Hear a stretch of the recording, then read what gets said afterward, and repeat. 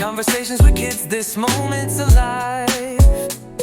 Yo, sitting on the curb, laughter's high, young voices buzzing beneath the sky, trading secrets, dreams that feel so wide, a world of wonder under street lights. What's up, y'all? This is Conversations with Kids. I'm the creator of Conversations with Kids, and I'm sitting down with my pop tonight, and we having a conversation. It's Father's Day. It's Father's Day, 2025. 2025. So what's happening in 2025 right now? We got a lot of political unrest. There's the whole thing, no king, right? People are not happy with the current presidential administration. Let's see what else is going on. There's in the world. Stuff going on in Israel between them and Iran, and in fact, I was listening to a little excerpt from I was gonna say Netanyahu, but he's not the prime minister. It's I can't think of the guy's name now. But anyway, he was saying how they were having a war on 7 fronts right now. Mm-hmm. So Israel is definitely being attacked based on what's in the Book of Revelations. Mm-hmm. So that's another thing that's real. Right. Let's see what else is going on. So I'm 37 and you just turned. I just turned 63. 63. Yes. Currently you have 5 grandbabies. 5 grandbabies. You got 2 from Dwayne. Yep. 3 from me. Yep.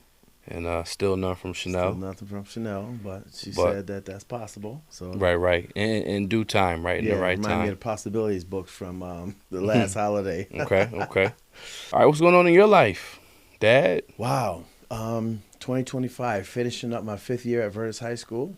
Okay. Enjoying the last 5 years working there, starting a 6th year, and we're graduating some more kids this year, and well, I can't speak out some other things that's coming down the pike. I can't speak on yet because I got to wait till that happens. Mm-hmm. But always looking to move forward, and I'm enjoying what I do right now at Vertis. Going out looking for the kids and that aren't in school. I say, explain a little bit more, like what exactly you do at Vertis, like kind of. Okay, so give a picture of that. I'm the attendance personnel, and whenever we have kids that are getting ready to go into what we call chronic absenteeism, I have to go out and try and find out why they're not in school. Mm-hmm. And so I usually make phone calls to the house first, and if I make connection there and I find out that they've been sick or there's death in the family or there's some other underlying issue that they're going to get right back pretty soon, then I don't make the home visit. But if I can't reach a parent and there's any reason why I can't reach a parent in 1 or 2 days, I do a home visit. And then my goal is to get in touch with the parent or guardian, find out why the student's not in school, and then do what I can to do to work them back into school. And so, because right now, the state is always about attendance, because if kids aren't in school, they can't learn. Mm-hmm. Because if you're not getting that material every day, you can't wait till not graduation. You can't wait till exam time, right, to try and cram it all in, because it's not going to happen. Right. So that's my role right there, and I teach criminal justice class, right, which I enjoy teaching.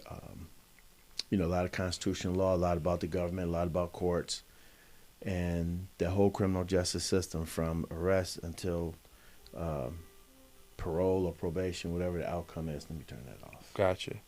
And then you also are teaching at MCC, so you're professor. Yeah, Professor Snead. Yeah, MCC. So what's that all about? Like, what? I know it's a construction course, but like, what's like the specific like discipline in construction that you're teaching over there?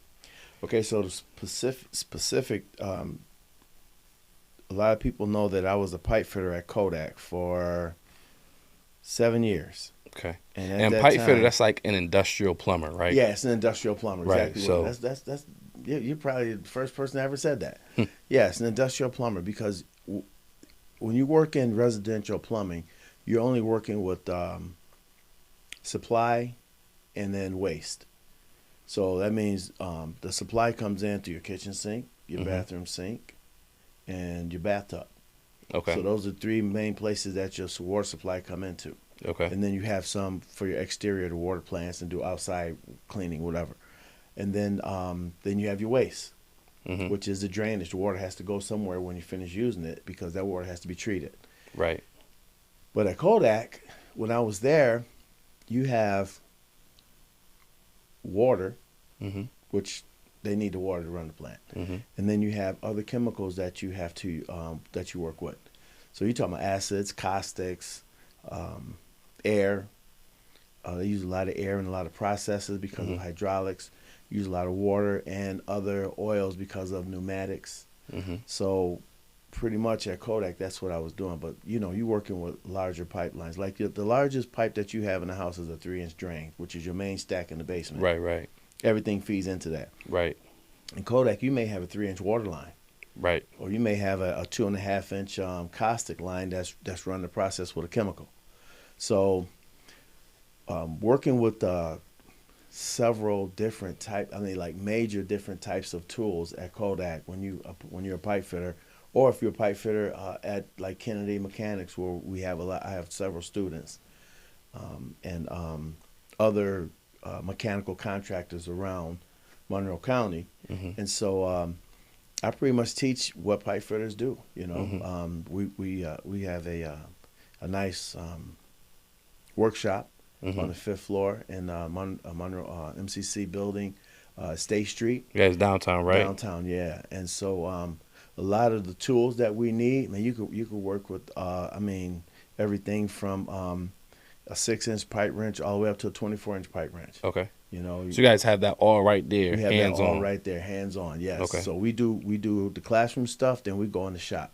That's the part I like right there, because one thing about skilled trades is that it's all about the mind and the hands, because you work both of them in concert together. And so so that's been good. That's been good. Gotcha. Now, how much of that was like you just kind of just had it just from, you know, what you did at Kodak years ago? How much did you have to kind of like relearn or even just educate yourself on maybe stuff you didn't know? The stuff I needed to re-educate myself on was a lot of the mathematics of trigonometry, because when you're cutting that pipe, sometimes you have to make different angles. You ever ride by Kodak on Ridge Road? Thousands of times. I live in Rochester. Right. By what I'm saying about that is most people don't really notice the pipes that are over there. Yeah, it's pipes everywhere. Yeah, and the thing about those pipes is they look like sculptures. You know? And so the last time I rode by there, I looked and I just said to myself, I said, yo, somebody built that. Yeah. Somebody put all of that together, and because it's like a sea of pipes. Right. And every single one of those has a purpose, has a job, and it relies on this, that relies on that relies on this. And at one point that was nothing. And then somebody like first kind of had the idea for it, mapped it out, right? Put it all on paper. And then from there it was built up. And it kind of just like, I don't want to say it overwhelmed me, but I was just like, dang, that's like, and now the thing that was, to me, is like, I have no clue about that stuff. Right. Like, you know what I'm saying? Like, if you say, hey, Daniel, like, you know, I'm stuck. Like, I literally, it kind of hit me with when you start to realize, or you become aware of what you know that you don't know. Right. I know that I don't know anything about those pipes. Right. or building that or putting together. But there are people who do. Oh, yes. There are people who are masterful at putting that stuff together and building it and constructing it. And so I actually do pay attention to that stuff and look at that stuff. So that's crazy. So 2 major systems I worked on when I was at Kodak, because we built these systems from the ground up. And one of them I worked on by myself. But the engineers, they do all the engineer work. You know, they know the process. One is reverse osmosis. That's water broken down to its purest form. And so me and my friend Leon Brill, who I haven't seen in over 30 years. Anyway, we did this reverse osmosis system. And they needed that pure water for the emulsion coating that coats the motion picture film in Hollywood. Okay, so it's like, I started thinking about that. I was like, yo, I could be making water for something that Denzel Washington or one of these guys, the film that it's going to be produced on, right? You know, it's crazy. Like, if you were doing that in, like, the social media age, like, you literally could have, like, a whole TikTok channel like dedicated to like showing that, because that actually is kind of crazy. Because yeah, okay, your movie you're gonna watch is because of these pipes. Exactly. You know Exactly. what I mean? That's and because crazy of to this think water about. at its purest form, that's going to make that emotion do its job and make this motion picture film, as clear and as concise as it could possibly get. Mm-hmm. So we worked on that system, and real quick short story on that one. When we finished the whole job, it was ready to go online. They put it online, and that weekend, that Friday, because the motion code and building runs 24/7, 365. Okay. They put it online. They opened the valve up. They ran the water into that process to go to building 29. Mm-hmm. The process happened, and the film was ruined. Like over $30,000 worth of film. Oh wow. And I only found out because back then, Democrat and Chronicle paper was pretty popular. Yeah. So Yeah. because we didn't have social media, we didn't Right. have media. You had to read the you paper. had to read the paper. Yeah. That wasn't social media. I picked up the paper that Sunday morning. $30,000 waste that Kodak motion coding new reverse osmosis system, and I was thinking to myself, "Yo, I'm fired." I'm going to work Monday. They're gonna tell me, "Yo, I'm sorry, things That's didn't work crazy. out. We appreciate you, but you're out." And so, and didn't have no cell phone then, Right. so I couldn't go on So the phone. you and couldn't call find Leon. out until you went back to work. I had to go to work. No email, no nothing. No. I'm talking about this is like 1984, 85. That's Okay. crazy. Yeah. And so the few cell phones were operated by doctors and lawyers at that time. Mm. So make a long story short, I get to work. Me and Leon, I got there half hour early. He met me there. I didn't know he was gonna meet me there, but he saw the newspaper too. Right. We started talking. So we just went from start to finish through the whole system. We didn't cross no lines nowhere. The chemicals, everything was coming in the right place. Everything was good. Mm-hmm. So we just sat back and waited because we knew engineering was coming. Mm-hmm. Our supervision was coming. The draft people was coming. Everybody that had something to do with that process was going to show up at that building. Right. And they did. And what happened? They ran the process again. Mm-hmm. They did their pH level tests. And they said something still ain't right. So they did another test. They tested the water before it went into the holding tank, and they tested it after the holding tank. Bing, that's where the problem was. Fowler Brown, which is a company that used to be on West Avenue. Fowler. I know. A Fowler. What you call Rob's dad used to work there. Yeah, exactly. Yeah. They had a chemical process that they put in these tanks. Mm-hmm. They put the wrong chemical. They lined the tank with the wrong chemical. Mm. So me and Leon was off the hook. So y'all were good. Okay. Got. So Did we they was off say the hook. anything to y'all? Like, did they like press y'all? Like, hey, like, if No, we find out that it's because of y'all, it's they over never for said you. nothing to us because they were trying to find out exactly what happened Okay. because it could have been anywhere in the process. Right. So, but the main thing is that the first thing they did was look to see if the lines were crossed somewhere, and they weren't. So once we figured that out, we knew we was off the hook at that. So now we just sat back and said they got to figure it out. Gotcha. So, and he was the lead mechanic. I was just out of the apprenticeship program, so I was a journeyman, but I was a lower level journeyman at that time. You know. So since we're on the subject of Kodak, it's funny. Kodak, I remember when Kodak Park used to just be bumping. yeah, Like in the early 90s. I remember you ride by Kodak certain times, hundreds of people crossing the street, going back and forth. I remember they on Lake Avenue, once you passed Ridge, they had like basketball courts. People would be hooping there. Yep.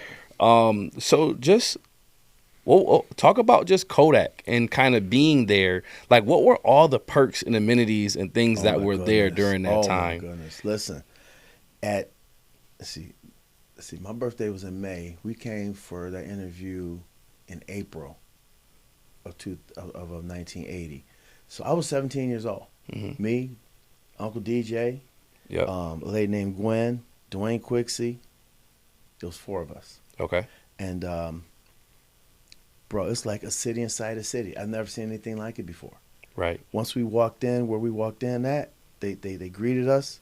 And let me just go to when I started working there, because that's when I saw most of it. Okay. Listen, you had a bus line that took you anywhere in Kodak Park.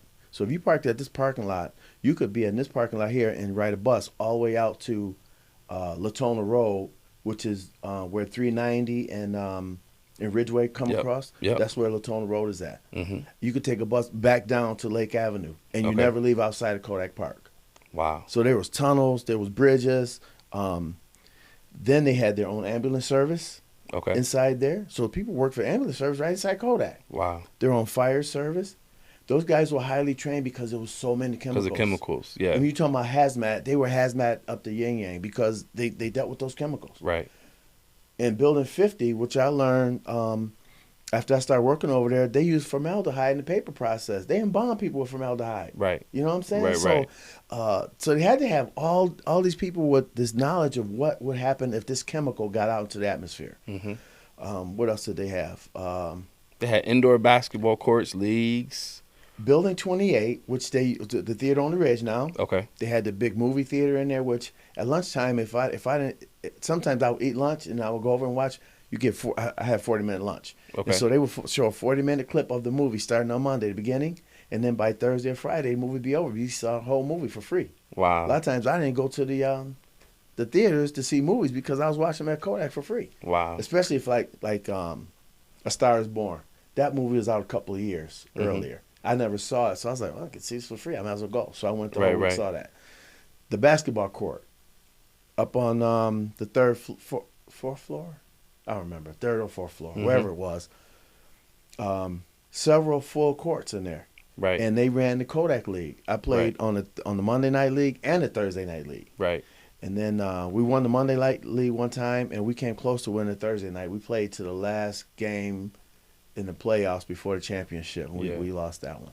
And in that league, I mean, at the time, so many people work at Kodak, so I have to imagine it's like really competitive. Oh, it's really competitive. Yo, when Glenn Hagan came off of his professional career, he got hired at Kodak. He was playing up there. You know, you know Steve Polo.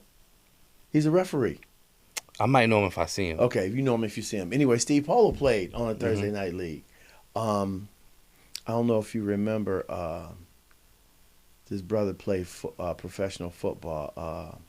Anyway, Leroy Quick. Okay. He was one of the other guys. They had this team called the Superstars. That was the team that everybody wanted to beat on Thursday nights. Really? You know? Yeah. Okay. Yeah, those guys were Did good. you guys make your own teams, or Yeah, you did made your own teams. Okay. From people that worked at the park. But see, you have to remember something. A lot of these guys that were college players that didn't go on to the pros, they came to work at Kodak. Guess what? They were still showcasing out on that floor, man. Right. Because their talent didn't stop. Right. You know? So they had a place that they could go in and enjoy, you know, some league games, man, and some championships, and it's a good time. Did they let people that didn't work at Kodak play? So you had to work there. If they did, they snuck them in. Gotcha. You know? No, because your name had to be on the roster, and you had to turn that roster in. So did you ever have, like, people, like, literally trying to get hired at Kodak just to play? Like, trying I don't know. Trying to get their boys in. Hey, yo, we got to win the work league. Right. Do you know any of the, what's the brother's last name? There was three. It's like five of those brothers. Oh, man, I can't. When I think of that last name, I'll tell you. But anyway, then they had the bowling alley in the basement. I didn't know they had a bowling alley. Yeah, the bowling alley in the basement. Oh, wow. They had bowling leagues. And this was on the first floor in the basement. No, that was in the basement too, the camera department. Mm-hmm. So if you worked at Kodak, you could go and you could rent out any kind of camera that you wanted. And then you just bring it back, you take your film, get it processed. There's some pictures I took from 1985. Dwayne was a baby. He was just born. We were at Kansas City Royals game in New York Yankees. I got some pictures of George Brett at the Mount. I know you know who George Brett is. Nah. George Brett was a phenomenal Yankees player. And then Doc Gooden. Was Bo Jackson playing at that time? Or was that before Bo Jackson? He was a couple of years later. I think he came around 1989, I think. Okay. Don't quote me on that. But Dwight Gooden was definitely pitching for the Yankees at that time. I got pictures of him on the mound. Like, because I had this long telephoto lens, man, from the Kodak, man. I took some phenomenal pictures. That's crazy. You know? In fact, I should upload all those pictures to to the internet, man. You should. And it's funny. It makes sense now because when I look back at some of the pictures in those, I was probably looking at some of those pictures that you using this. Using that camera, yeah, That's definitely. crazy. Yep. So it's wild how, and obviously I noticed now being a parent, how like you have a whole life. You have a whole life before I even knew you. Like before I existed. Right. All this happened before I was born. Right. I didn't see none of this. Right. That's right. You know what I mean? Like I really only knew you as the cop, you know, at that point. Yeah, true. You know what I mean? So because I hit the academy when you was born. Right. Like literally weeks, like literally. No, you're a graduate. You got sworn in when I was born. No. Oh, you went into the academy when I was born? I was in the academy 2 weeks before you were born. Gotcha. 1087, I hit the academy. You came 11-3. Okay. Yeah. God, I thought you were finishing the academy when I was born. I was just starting. That's why your mom always talk about, he came in the hospital. Daniel was born. He visited for a few minutes, and he said, I got to get back to the academy. Boom, I was out. Right. You was okay. She was okay. I had to go back because you can only miss 4 hours of training. Right. You know? And it's funny, I was telling somebody this the other day. I don't know what I was thinking about. I did the police academy, and I signed up for a reserve drill sergeant program at the same time. For the military. For the military. Army. So it was grueling, man. But you know, you just put your head down and you just go. I mean, Dwayne was only 2 years old, so he was easy to manage. You know, you were a baby, so and because your mom didn't work, she was a stay-at-home mom. And the academy was all days. It was 7 to 5 or 8 to 5. Okay. You know, it was 8 to 5. So no nights. No nights. No, I didn't go on nights until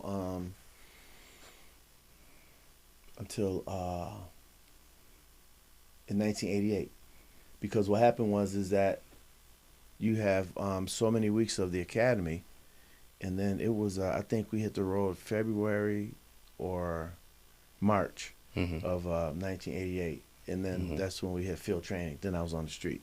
Now my hours changed. Gotcha. But you know.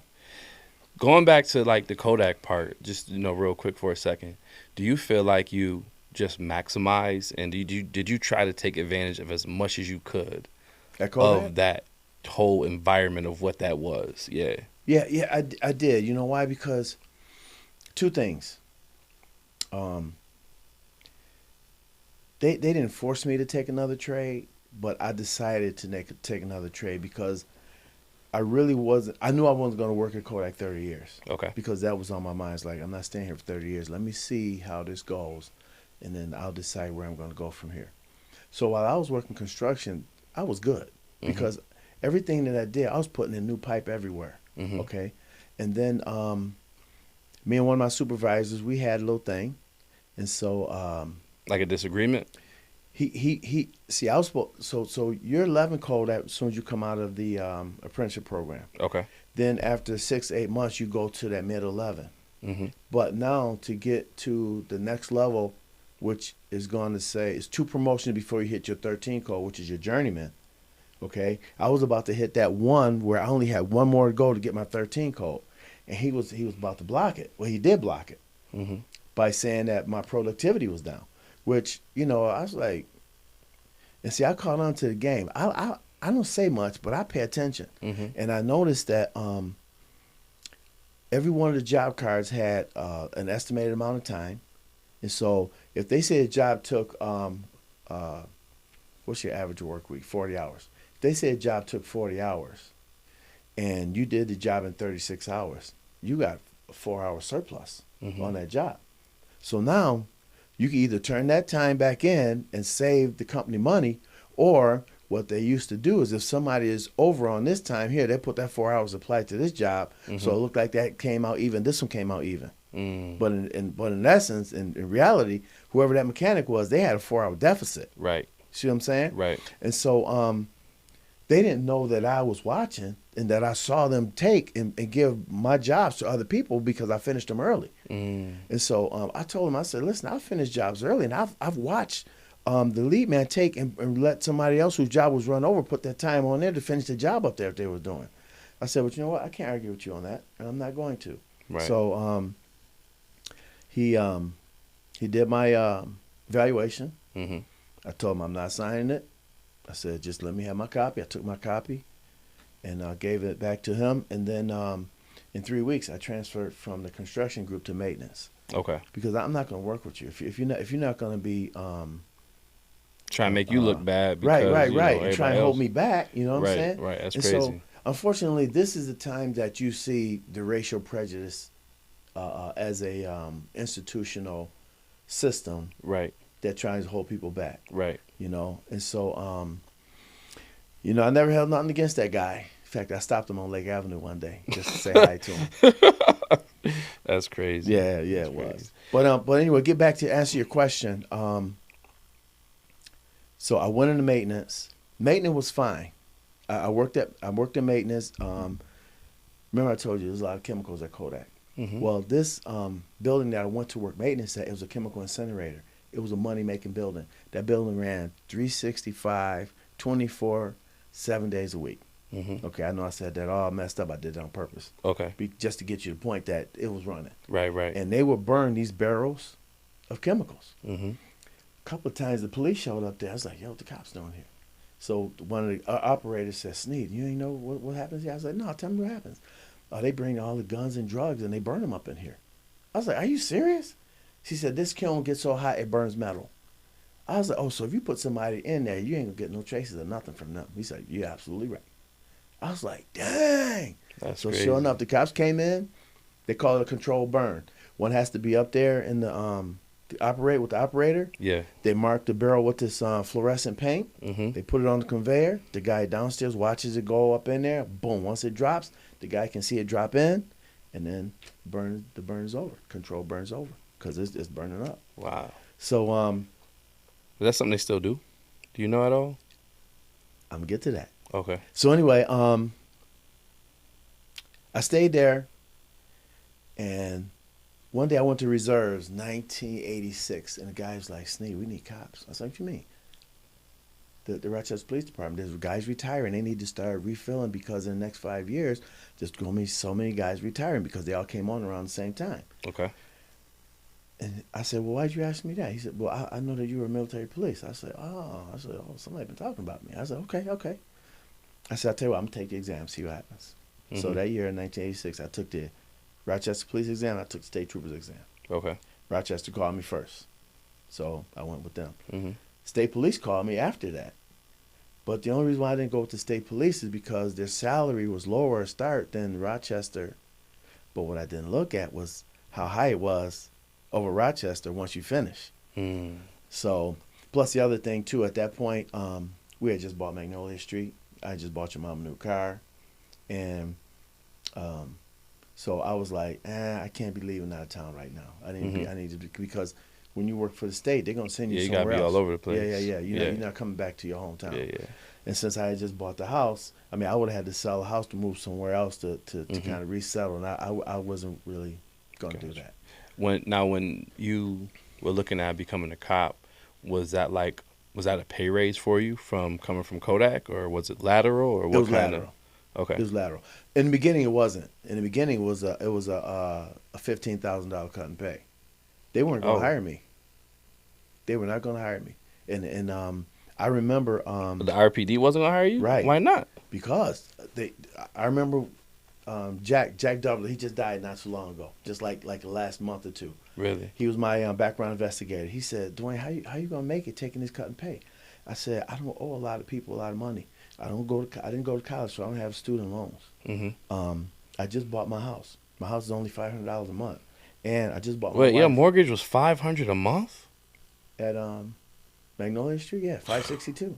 I should have been buying a house in 1987 when I was born. That's what I should have been born and bought a house. That's what I should have been doing. Yeah. That mortgage was $562. Bump crying man. and pooping. I should have been getting a mortgage. Right. Well, my parents' mortgage was $187, and my dad was making more than $40,000 a year. See, I was doing the wrong thing as a baby. Right. So I was doing the anyway, wrong thing. that was funny, man. So anyway, I told him, I said, I don't have. I said, and then I had Kodak stock.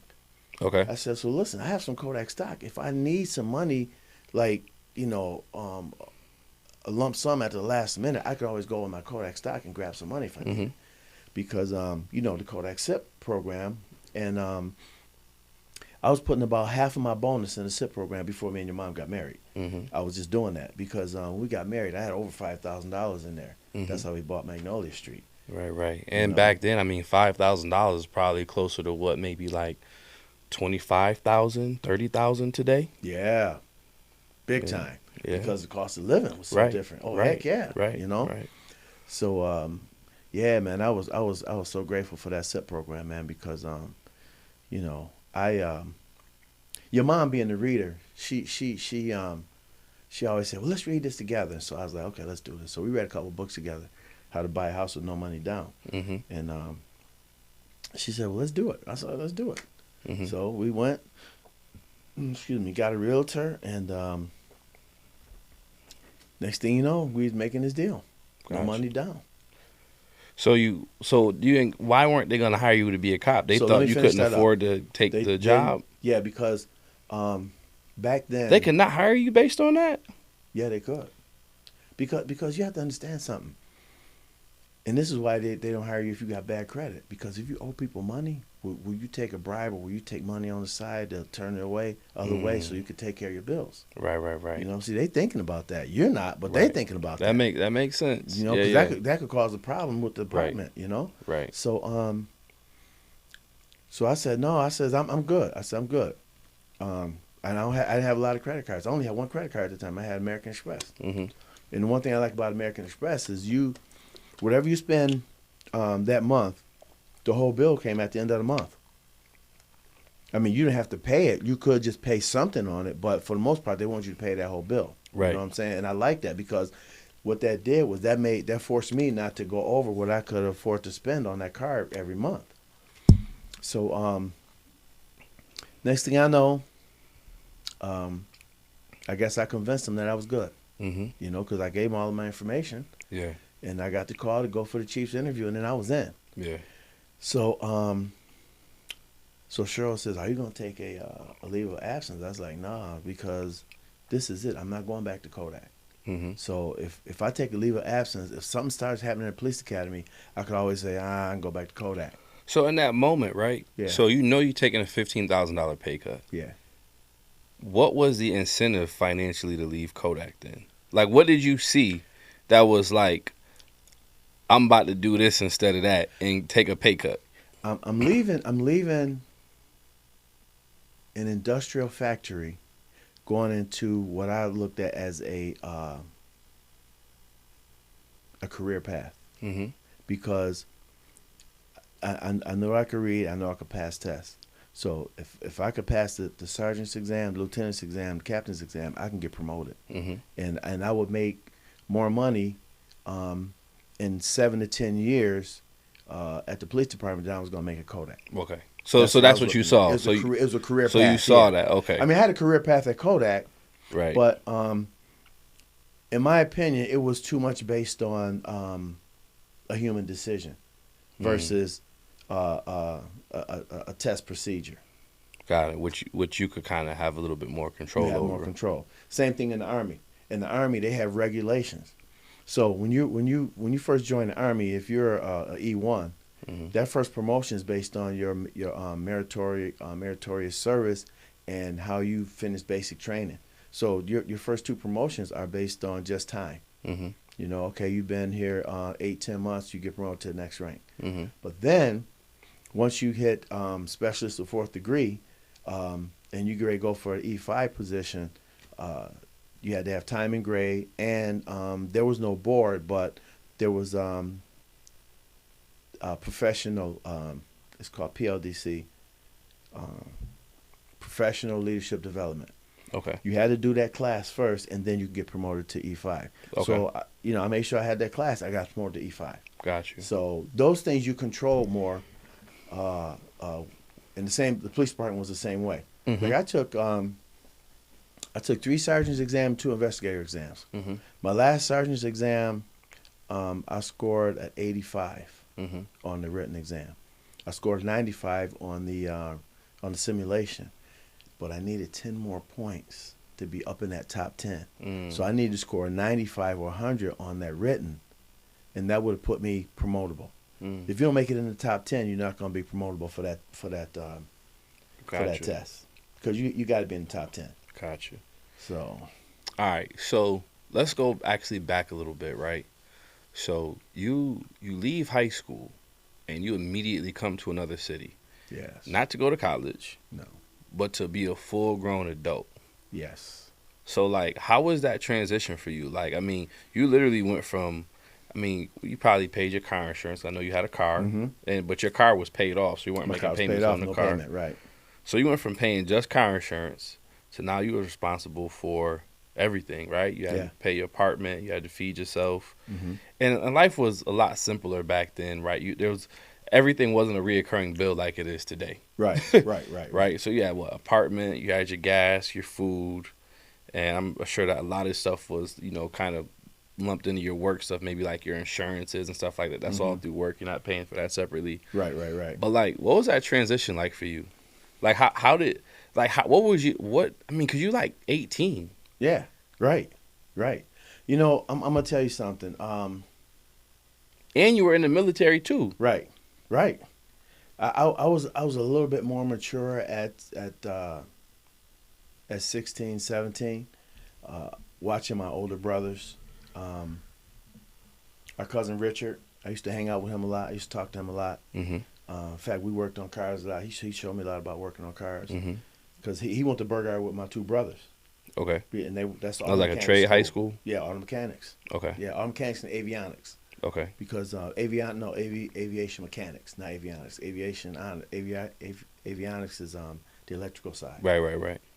Aviation mechanics is the mechanical side. Right. So all three of them went to Burgard. So Uncle Rob, he worked at Super Duper. Richard worked at Super Duper. Richard got him the job at Super Duper, and then they was about to move from a little small store to a bigger store. And he said, "Dwayne, you old enough to work at Super Duper. You want to come get a job?" I said, "Yeah." He said, "Well, I'll put in a good word for you."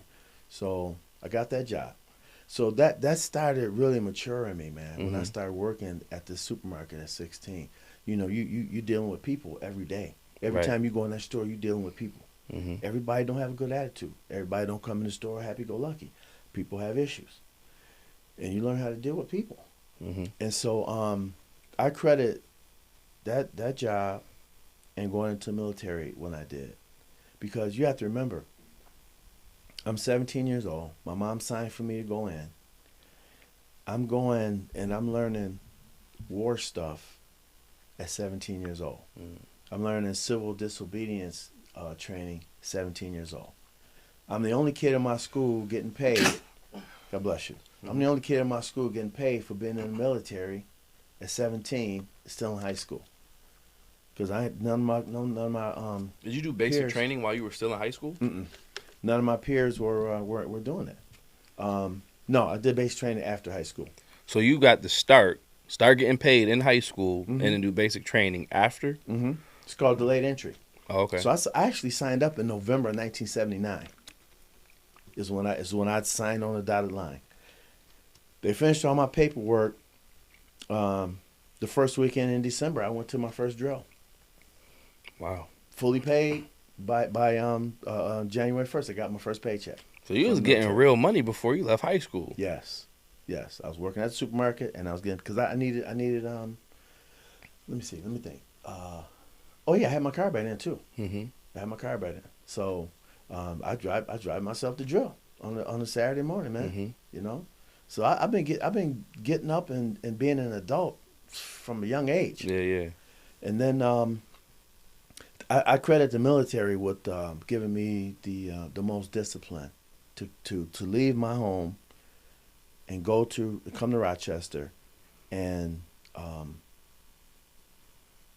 begin to work at Kodak and be successful. Right. So you could have really did whatever you wanted to. Right. Literally. Because I didn't think about it at the time, but some years later, I said, wow, when Kodak changed my trade and said, well, they had too many electricians. You never met Sonny, cousin Sonny. Maybe you did. Anyway, one of our cousins, he was a plumber. And anytime we have issues with our plumbing, he would come over and he'd fix it. So when Kodak was saying they had too many electricians, and I had this next week, I had to pick a trade that I wanted to go into. I went to Buffalo and I talked to him. I said, tell me about what you do. He's done some major plumbing jobs over there. He did the huge library downtown, the main library. He did plumbing in there on that project. He did plumbing on Rich Stadium, the stadium that they're about to leave. Right. He did. That was because he was a union plumber. So he's done some major jobs around Buffalo. Okay. Anyway, we had a good conversation. And so when I went in there to fill out my wish list, I told him, I says, electrician first, and I put pipe fitter second. So they gave me a second choice. And at that time, I still could have left because I remember I was only 18 years old. I could have went, did all the paperwork to sign up for ROTC, went to college full time, and then because I was already in the Army, just changed my contract to ROTC. Once I would have got accepted in ROTC, I could have got my 4-year degree, been in the Army, and got my degree at the same time. But I didn't think about that until later because I really enjoyed working at Kodak because, see, here's what a lot of people don't know. I do tell some people, and I told your mom this. When we were going to Amy Zion Church in Buffalo, we used to come to Rochester a lot. Okay. And there were times that I would be in Rochester going, man, I could live in this city. I like the city. I like the way the river runs down through the middle of the city. Because Memorial is over by Clarissa Street. 4th Street, Clarissa Street. A lot of times, if we were here doing stuff, we would cruise over into Highland Park. I loved Highland Park. I loved Genesee Valley Park. We had visited those places, and I remember those from when I was like 14. Gotcha. So that was only between 14 and 17. That was only 3 years. Yeah. You know, next thing I know, I'm living in Rochester. Right. So. Right. Yeah. All right. What was during that period of time? Right. What was your social life like? Like what outside of work? Right. Like, because when you're not at work, right? Yeah. You move up here. You're not from here. You got all this free time. That's funny. What did you do?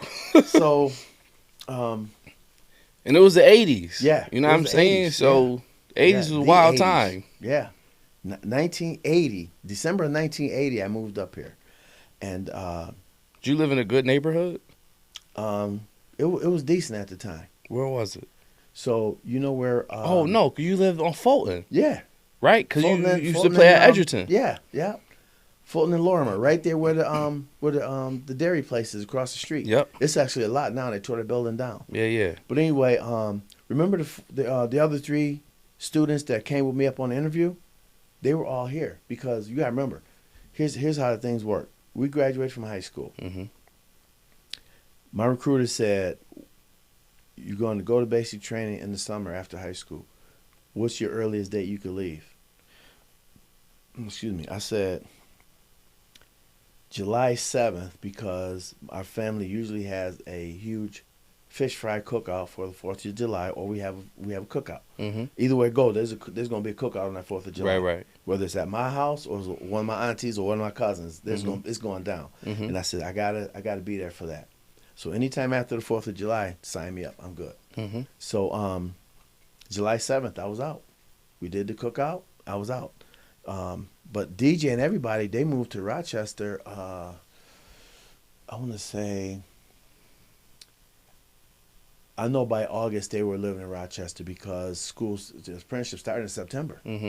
And, you know, I told Kodak. You went, okay, so the time you left Rochester went to basic. I left Buffalo and went to basic.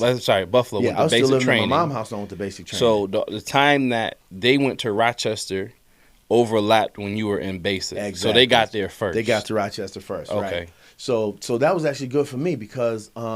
they was able to kind of show you the lay of the land. Okay, exactly, this is where we do this. And I knew a few people. Mariah's mom, okay. EC, I knew her. Okay. And who else did I know up here? You knew her from church? I knew her from church, yeah. Now, was she from Buffalo, or you just knew her from? I knew her from Rochester because we used to come up to Memorial. Okay. Listen, when they used to have the youth conference in April during Easter week. I didn't know y'all went back that far. I didn't know the origin story. Yeah, we went back that far. That's crazy. In fact, she was dating your Uncle Noel. They had a little phone thing for a little bit. I didn't know that. Yeah, that's crazy. Yeah, so wow. when I got ready to move to Rochester, I finished a basic training. Oh, I know. At my interview at Kodak, I told them, I said, hey, listen, I already joined the Army Reserves. I need to go to training from this day to that day. I gave them that information. They said, okay, no problem. We're still going to hire you. And when you come back from military, just call us up. They gave me a number to call. I contacted people when I came back. I came in for a physical in November. I'll never forget. It was the day before Veterans Day, November 10th. I drove to Rochester, got my physical. They said, okay, we'll give you a start date December 11th. I was like, yo, I got 30 days vacation. That was the last time I had 30 days vacation in a long time. But anyway. You took some time off when you retired. No, I mean, but 30 days. Oh, yeah, I did take some time off when I retired, yeah. But so that worked out good. So then finished up basic training, came to Rochester. I lived in an apartment right away. For like the first 3 or 4 weeks, I lived with mom and dad had some friends here. They lived around the corner from where we live at. On if you go West Side Drive towards Roberts Westland, there's a street, Evergreen Drive. They stayed on Evergreen Drive. So I stayed out there with them for about 3 weeks. And then DJ said, D, the apartment just opened up in my building. Do you want it? I said, yeah, tell your landlord to secure it for me. And I'll come talk to him. So I went to talk to him. It was a studio apartment. It was furnished. All it had in there was a bed, a chair, and a kitchen sink and a bathroom. And that was it. That's all I was needed. paying for that like $200 a month? $295. Yo. That's crazy. Yeah, it was. Yeah, it was. $295. Yeah. That's wild. And so I stayed there. See, 1980. So 1980, I was only here for a month in 1980. Right. So right. I came December 11th. Christmas happened. Next thing you know, we're in 1981. That spring, I was standing on my mom's porch, the enclosed porch. And your mom was walking by.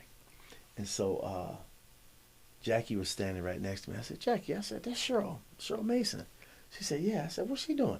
Oh, she go to school at RIT. I said, get out of here. She in Rochester? So, and I was actually still dating a girl at that time, my high school sweetheart.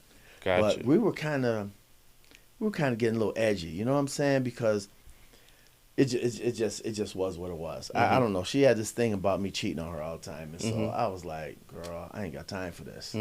But anyway, we stayed together until about January of 1981. Okay. Because she was a year behind me in high school, so she was still in Buffalo High School, so I would drive back to Buffalo to see her. From 19. Yeah, so when I saw your mom walk by, I was still dating her, and I was like, oh, I know she, because I had liked your mom. We was in the choir. We was in that choir together.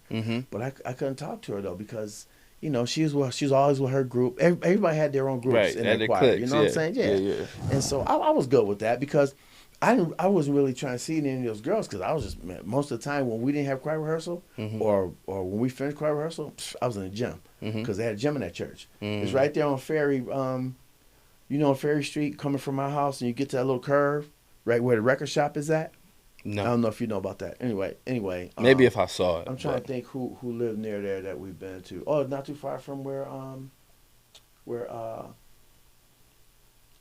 by Cynthia's house. No, it's closer to Annette's house. Okay. Anyway, it's in that neighborhood. So anyway, make a long story short, I knew I couldn't approach your mom at that point. It would have been futile. So I didn't. So, but every time she would sing, bro, I would just get this overwhelming feeling. I'm like, what is it about this woman's voice? Anyway, so she walked by the house. I found out she was at RIT, and I didn't know how long me and the other girl was gonna be together. So I just kind of said, well, we'll see what happens. And then the other girl actually came to Brockport. She was going to school at Brockport. So I would drive out to Brockport to see her. And our cousin Stephanie, she was going to Brockport at the same time. Okay. And she knew Doris because Well, I'm not supposed to say her name, but anyway. I mean, Yeah, it you're is what it is. 63. Yeah, I know, right? So anyway, You know what I mean? yeah. So anyway, It's not like it was yesterday. right. I know. But yeah, so I used to go out on Brockport campus all the time to see her, and then I found out my friend from high school was actually out there. I know he was finishing up college. Okay. And, we didn't play in a band together, but we played a couple of gigs. He played trombone. Mm-hmm. Man, that brother could play that trombone, man. Yeah. Oh man, he was good. Anyway, so make a long story short, I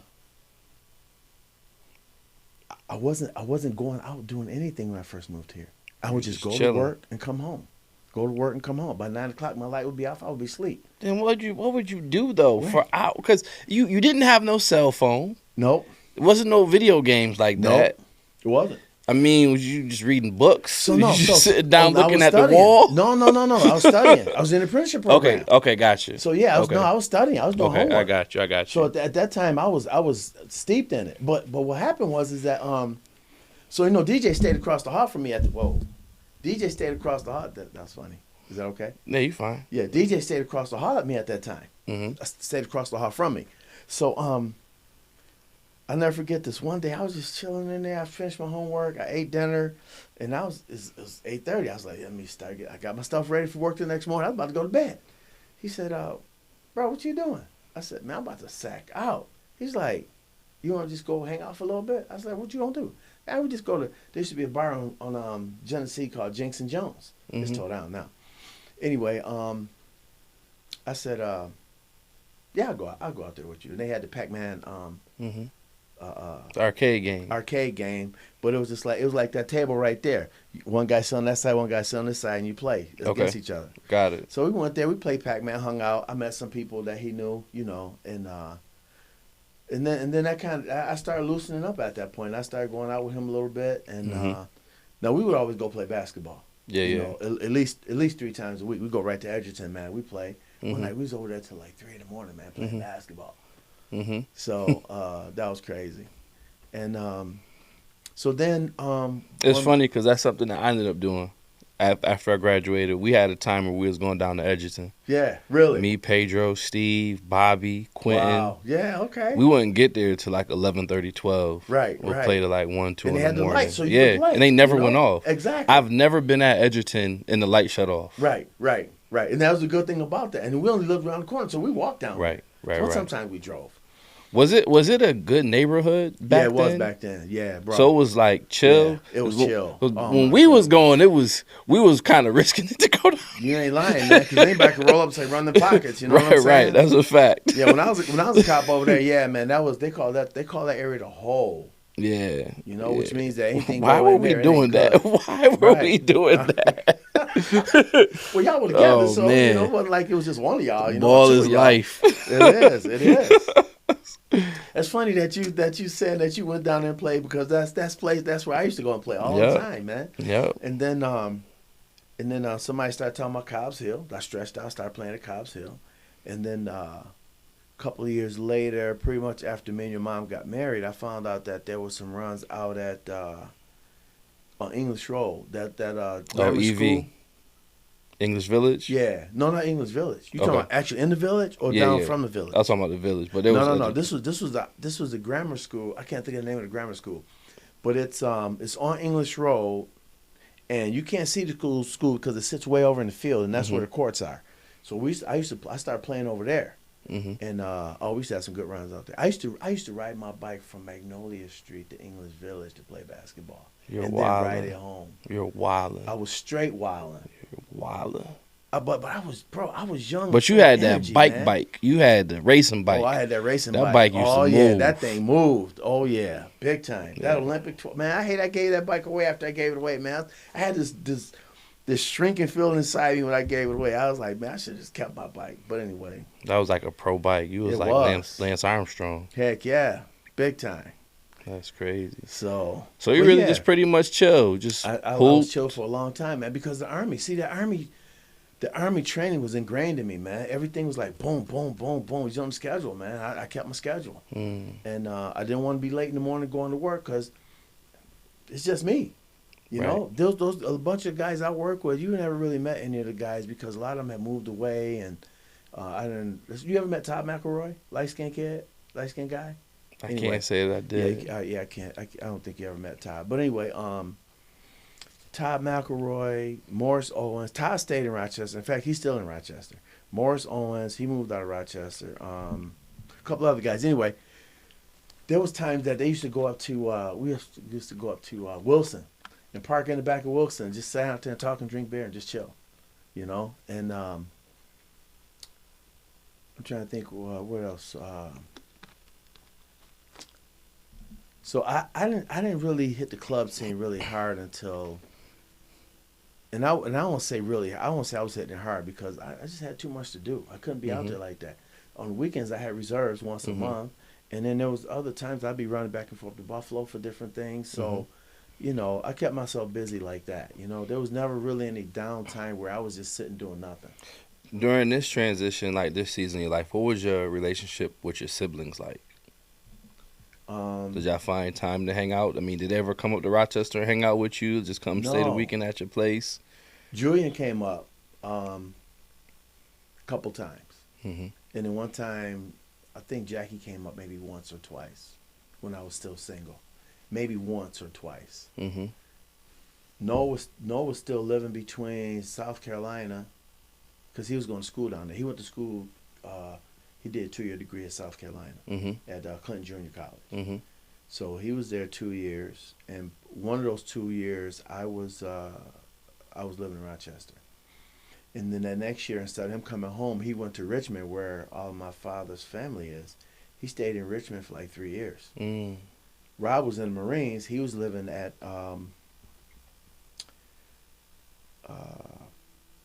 Camp Lejeune. Okay. Yeah, that's where he was stationed at. And then times that he wasn't at Camp Lejeune, he was on a ship. Gotcha. Because Marines do a lot of stuff with the Navy. So he did two cruises. He did a Med cruise and he did a NATO cruise. NATO cruise is all the North Atlantic Treaty Organization nations over in Europe. Mm-hmm. So they cruised around like down through the English Channel, Mediterranean. No. The Med cruise was all Mediterranean allies, and then the NATO cruise was like up into Sweden, Norway, all up in there. Mm-hmm. So they weren't even in Buffalo. Jackie was still in Buffalo, and then by 1984, when Julian graduated from high school, he went Marines, and so he got stationed at Camp Pendleton, so he was out on the West Coast. Then he was in Japan for a year, and he didn't do any cruises because his military occupational specialty was admin, so he was in the office. Okay. Rob was a truck driver.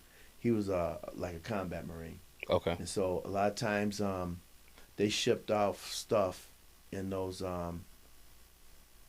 battleships and aircraft carriers, so that if the Marines hit a place, they'd have to have trucks and stuff to get them to move from one place to another. So, you know, that was what they did at that time. Mm-hmm. So pretty much Jackie was the only one that stayed in Buffalo all her life. The four of us, because the military, we were out.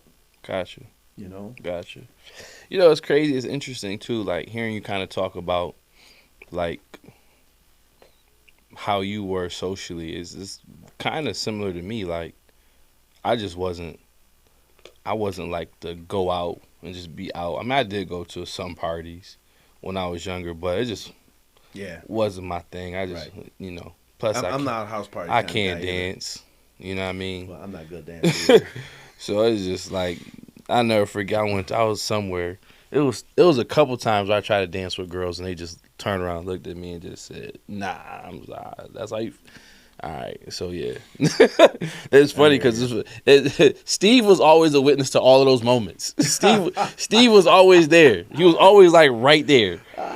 But yeah, nah. So that it kind of makes sense, kind of how I am similar in that regard, where it's just I like to do stuff. Yeah. You know what I'm saying, and do things, but at the same time, like never really had like a real zest for the nightlife.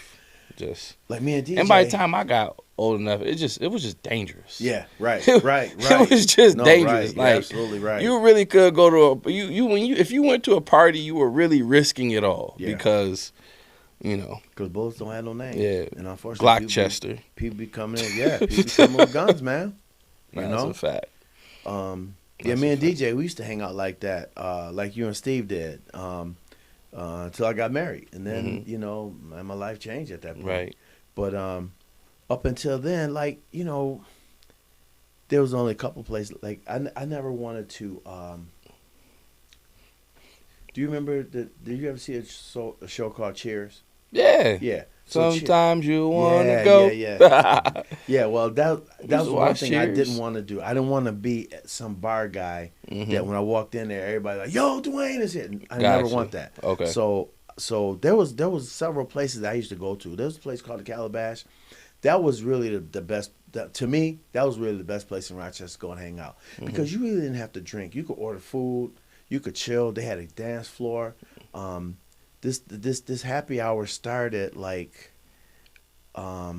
maybe 6 o'clock, but it like went all night until the place closed. And me and DJ never went there till like usually around 11 or 12, because sometimes we would leave and go to Buffalo, because Buffalo everything closed at 4 o'clock. Right. You know? Still like that. Yeah. Still and like so that. I the weekends that I weren't in Buffalo, hanging out with family and doing things with relatives over there, then I would stay in Rochester, and go hang out with D, and then D and the crew that we used to hang out with. Daryl Worthy. I don't think you met Daryl Worthy either. I heard the name a lot growing up. He was from Buffalo. Tim Taylor was from Buffalo, and who's one of the other guys? Mario really didn't hang out with us because he didn't hang out. He was doing his own thing. But anyway, there were several of us from Buffalo because here's the deal. And I thank God to this day, the four of us were so successful in graduating the apprenticeship, doing well the first year in the apprenticeship program. They went back to our school the next year, and they picked up a guy named Rashid Muhammad, another guy named Brian Cash, and another guy, his name was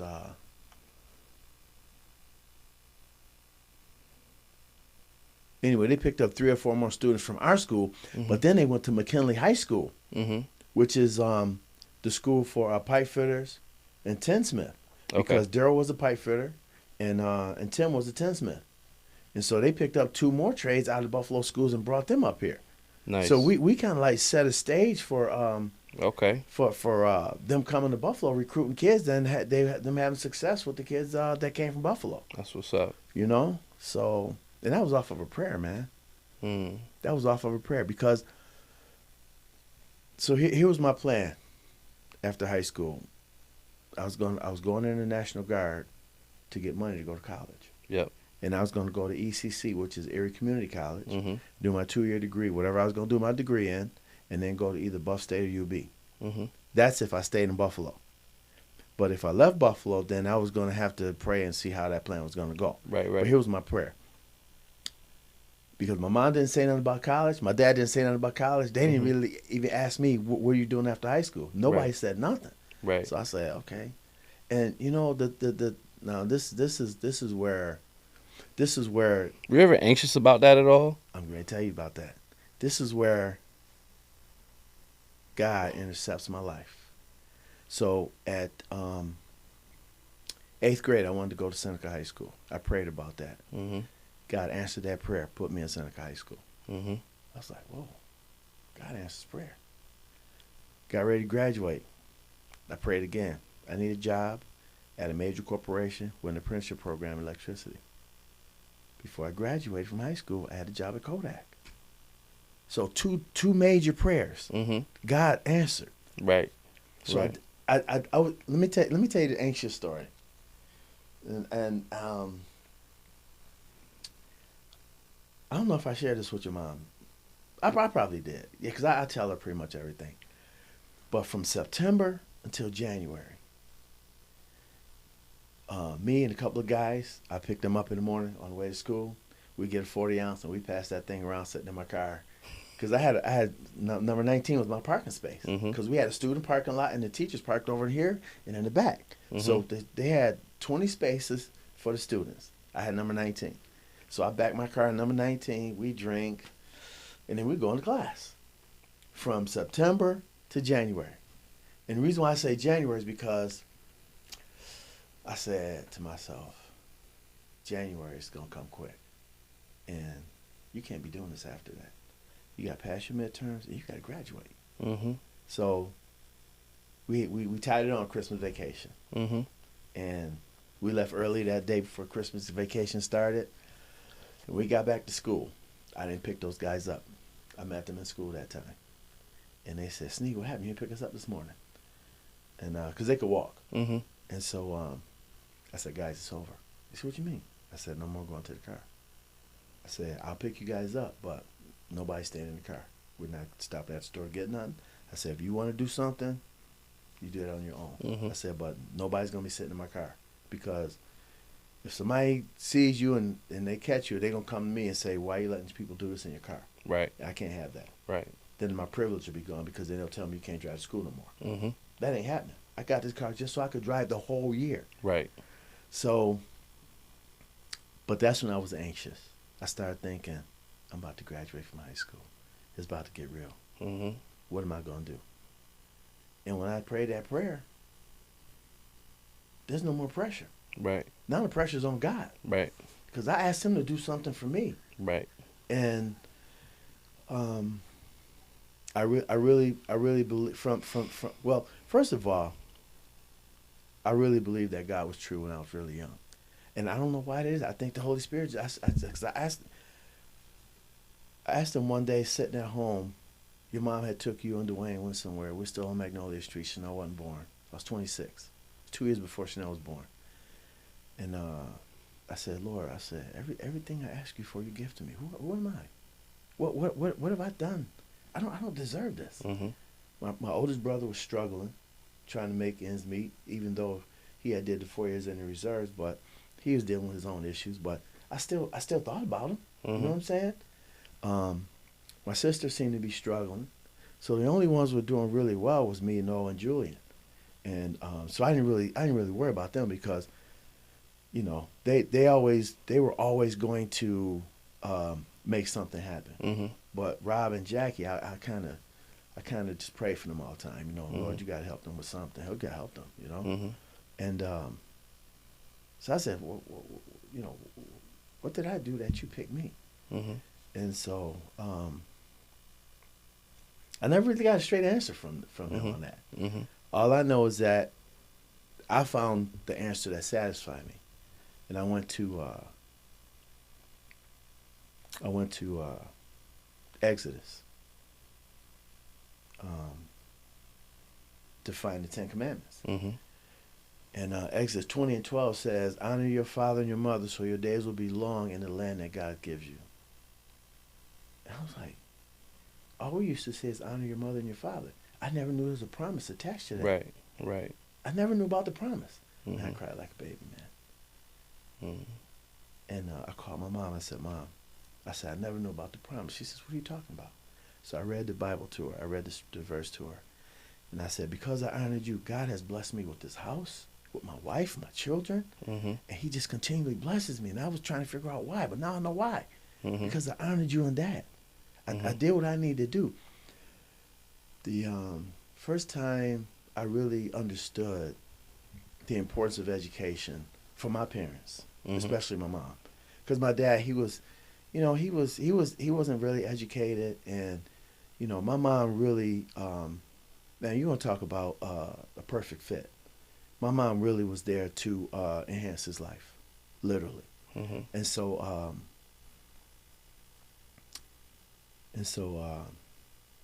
I was in 6th grade, and I mean, I would always get A's, but for this one time, whatever it was, my mom just cried like a baby. You got straight A's. I was like, dang. I was like, you happy about that? She said, oh, this makes me really happy. Mm-hmm. So, I don't know, man. My lightning fast mind said, well, from now on, just get good grades in school. You'll get what you want. Yeah. And it was like that, literally. So, And me and my mom always had a good relationship because of that. And I always had a good relationship with my dad because if my mom was happy, he was good. Right. That makes sense. Yeah. That makes sense. Yeah.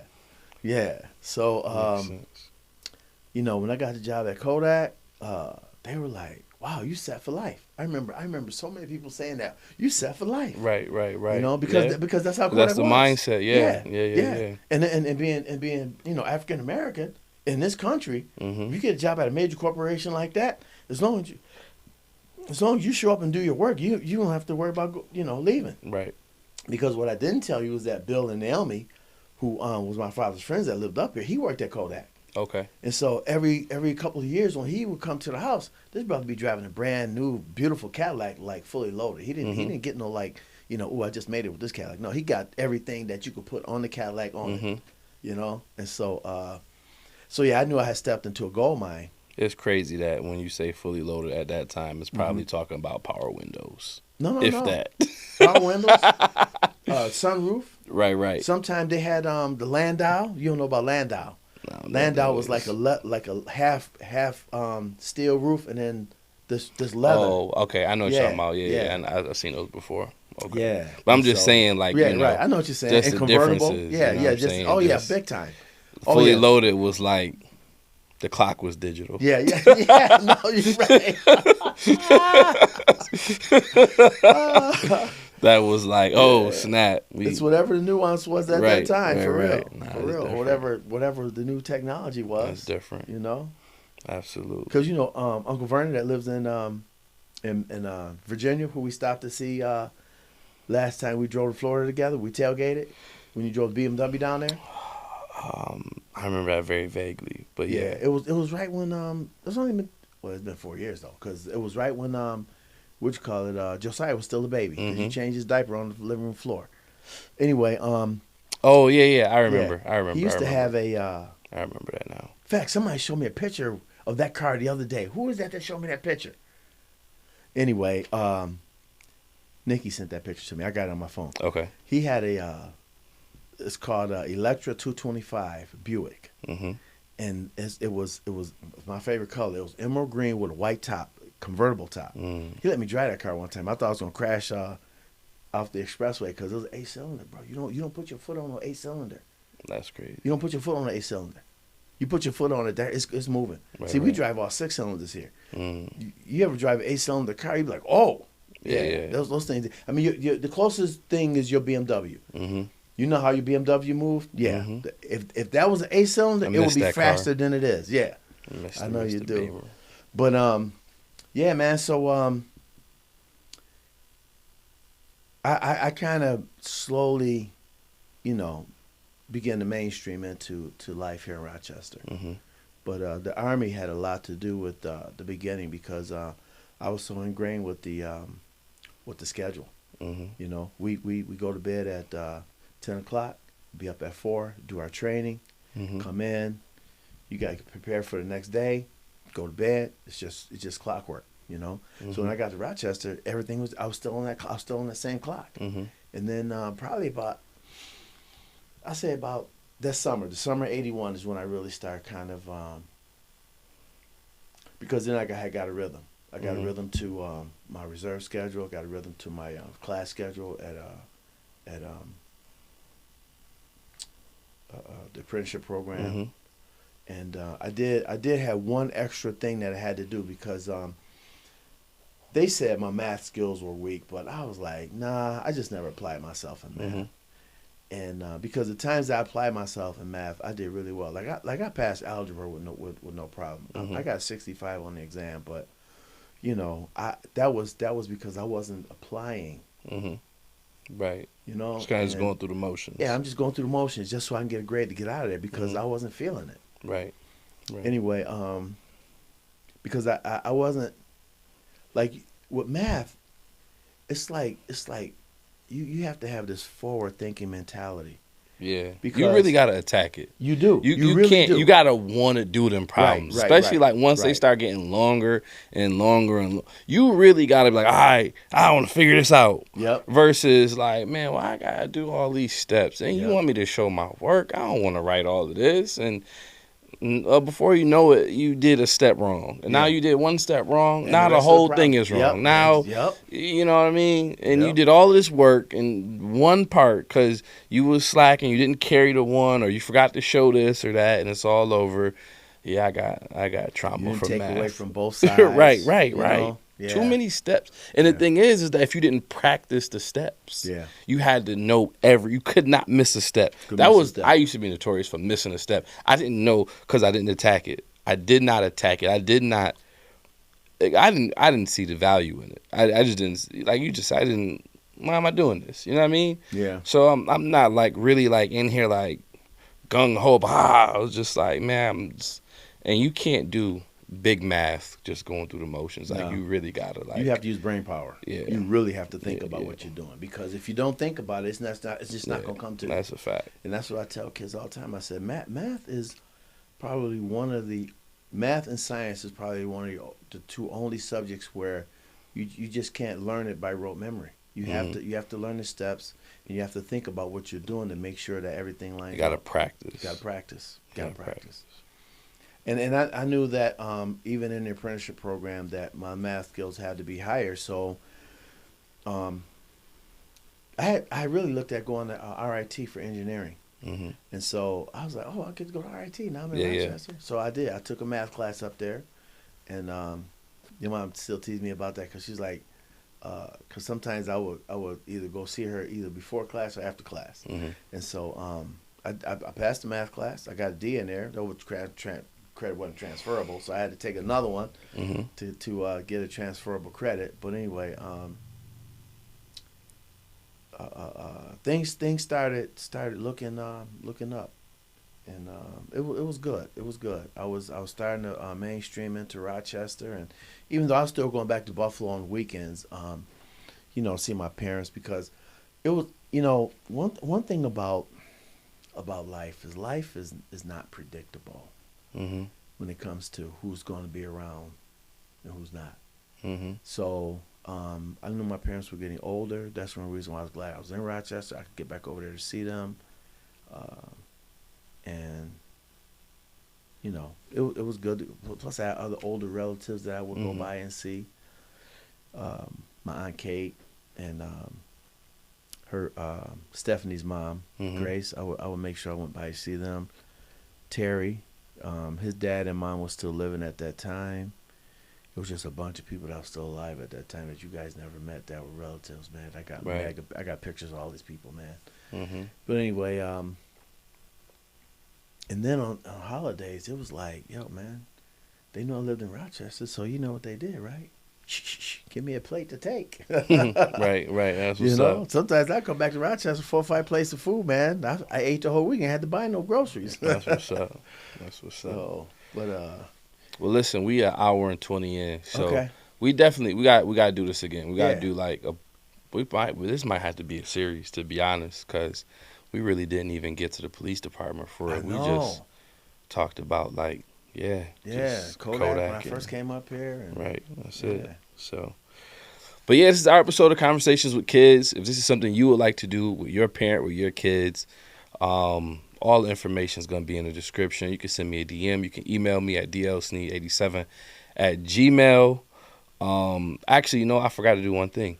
So, I don't know. I feel like our conversation is not over because so maybe that's why I didn't go there. But one of the things that I've been having people do is like you could do messages where like you could like just speak to me in the future. I could speak to you in the future and just give a message. But actually, let's hold off on that. Okay. Because I think we're gonna do a series. But we just gotta make a point. Yeah, we gotta make to come back in here and do it and not do it. Right. So now that we started, yeah, we got to get back in here. Well, you know what? I'm good with times and schedules. Right. So if you schedule a day, I'll put it on the calendar and make it happen. Right. Okay. Cool. Yeah. All right, well, this is part 1, so we'll be back for part 2, 3, and 4, and however many parts we want to do, because, this is my studio. I just do whatever I want. Right, exactly. But, yeah, tune in for the next one, and, if you want to sit down with your kids, you want to sit down with your parents, let me know. We'll go from there. It's been Conversations with Kids. We'll catch you on the next one. Peace. Conversations with kids, this moment's alive.